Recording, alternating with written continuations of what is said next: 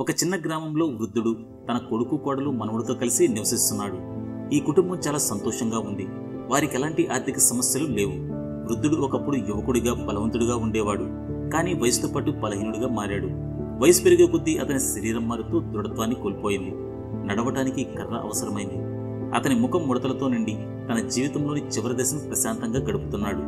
ఈ కుటుంబం ఒక మంచి సాంప్రదాయాన్ని అనుసరిస్తుంది.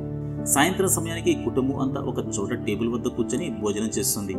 ఈ సమయం వారందరికీ ఆ రోజు జరిగిన విషయాలు మాట్లాడుకునేదానికి అవకాశంగా ఉంటుంది. ఈ సమయం వారి బంధాన్ని మరింత బలపరిచే విధంగా ఉంటుంది. ఒకరోజు కొడుకు ఆఫీసు నుంచి వచ్చిన తర్వాత చాలా ఆకలితో భోజనం కోసం టేబుల్ వద్ద కూర్చొని తినడం ప్రారంభించాడు. కోడలు ఆమె కొడుకు కూడా వెంటనే భోజనం చేయడం మొదలుపెట్టారు. ఇదే సమయంలో వృద్ధుడు కూడా తన భోజనం తింటున్నాడు.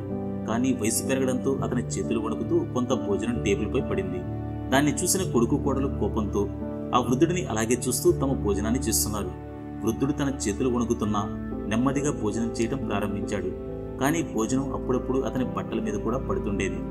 ఇది చూసి కోడలు చిరాకు పడుతూ, వాహ్, ఎంత అశుభ్రంగా తింటున్నారు అని అరిచి, ఇలానే తింటే మీ భోజనాన్ని మూలను ఉన్న టేబుల్పై పెడతాను, మీరు అక్కడే భోజనం చేయాలి అని ఆవేశంతో చెప్పింది.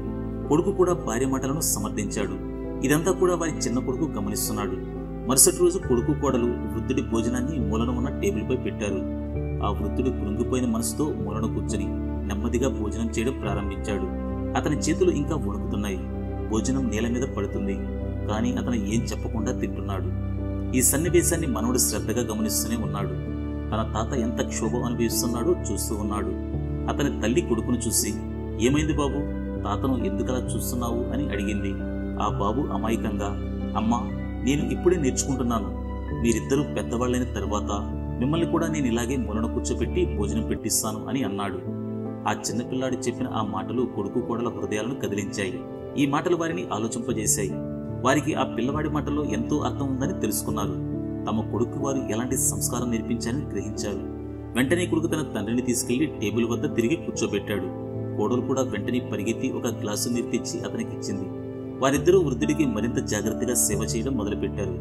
ఎందుకంటే వారికి తను చేసిన తప్పు అర్థమైంది.